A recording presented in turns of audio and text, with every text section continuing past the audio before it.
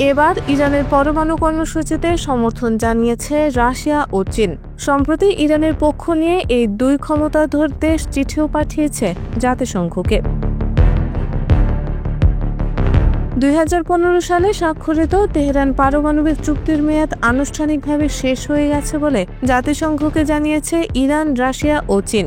এতে ইরানের পারমাণবিক বিষয়ে জাতিসংঘ নিরাপত্তা পরিষদের পর্যবেক্ষণও বন্ধ হয়ে যাচ্ছে।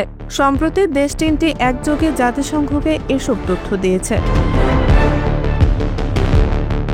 রাশিয়ার সাথে যুক্তরাষ্ট্রের সম্পর্ক এখন খুব একটা ভালো যাচ্ছে না। চীনের সঙ্গে যুক্তরাষ্ট্রের শুল্ক যুদ্ধ সময়ের সাথে সাথে তীব্র হচ্ছে। চীনের উত্থান যেমন যুক্তরাষ্ট্রকে ভয় ধরিয়েছে, তেমনি রাশিয়াও যুক্তরাষ্ট্রের প্রভাব বলয় থেকে বের হয়ে গেছে, যে কারণে ট্রাম্পের সঙ্গে খুব একটা ভালো সম্পর্ক নেই পুতিন আর শি জিনপিং এর, এমনটাই বলছেন বিশেষজ্ঞরা। তেহরানে ইসরায়েলের হামলার আগে থেকেই ইরানের সমর্থনে ছিল রাশিয়া আর চীন, আর হামলার পরও সেই সম্পর্ক আরও মজবুত হয়েছে বলে মনে করেন আন্তর্জাতিক কূটনীতিকরা। এবার রাশিয়া এবং চীনের সমর্থনে ইরান ফের তাদের পরমাণু কর্মসূচি শুরু করতে পারে বলে মনে করছেন বোদ্ধারা। ইরান যদি রাশিয়া আর চীনের সহযোগিতা নিয়ে পারমাণবিক অস্ত্র তৈরি শুরু করে, তাহলে কি করবে যুক্তরাষ্ট্র, ইসরায়েল? এটাও একটি বড় প্রশ্ন হয়ে দাঁড়িয়েছে আন্তর্জাতিক ভূ রাজনীতিতে। কেননা যুক্তরাষ্ট্র ছাড়া আপাতত ইসরায়েলের মিত্র রাষ্ট্র খুঁজে পাওয়া মুশকিল। অন্যদিকে ইরান, চীন, রাশিয়ার মিত্রদের সংখ্যা দিন দিন বাড়ছে। উত্তর কোরিয়াও রাশিয়া চীন জোটের প্রতি বেশি ঝোঁক দেখাচ্ছে।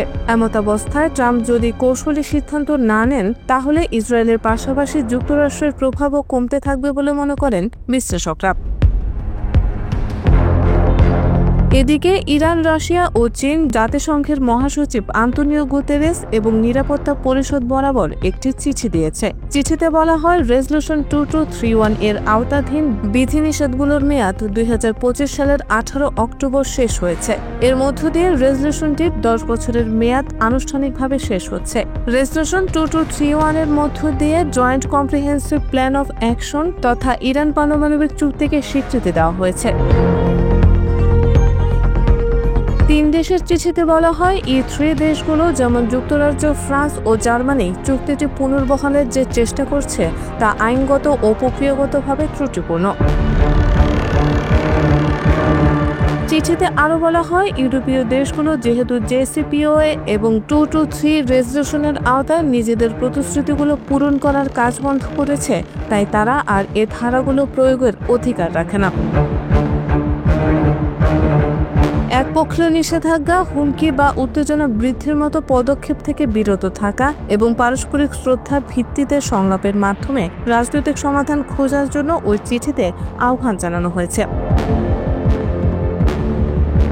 এর আগে ইরানের পররাষ্ট্র মন্ত্রণালয় বলেছে, মূল চুক্তির সময়সূচি অনুযায়ী রেজলিউশনের মেয়াদ শেষ হওয়াটা প্রত্যাশিত ছিল। মন্ত্রণালয়ের এক বিবৃতিতে বলা হয়, এই তারিখ থেকে ইরানের পারমাণবিক কর্মসূচি সংক্রান্ত সব শর্ত, বিধিনিষেধ ও প্রক্রিয়া আনুষ্ঠানিকভাবে শেষ হয়েছে।